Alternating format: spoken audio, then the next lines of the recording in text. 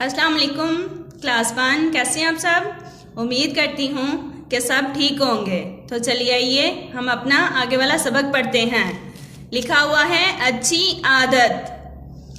अच्छी आदत, निशान लगाएं दुरुस्त कामों पर, गुड और गलत कामों पर क्रॉस लगाएं।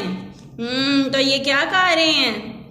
अली अपनी मामा की मदद कर रहा है, बर्तन धुलवा रहा है साथ।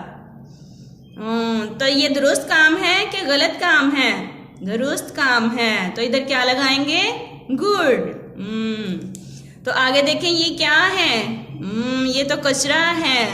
तो ये कचरा कहाँ फेंकते हैं? डस्टबिन में, बाहर तो नहीं ना फेंकते। ये तो गलत काम है, तो इधर क्या लगाएंगे? क्रॉस। तो चलिए आइए नीचे देखें ये क्या कह रहा है।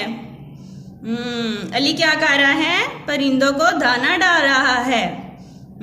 परिंदों का ख्याल रखना चाहिए। अली भी परिंदों का ख्याल रख रहा है ना, तो ये दुरुस्त काम है, तो इधर क्या लगाएंगे? गुड।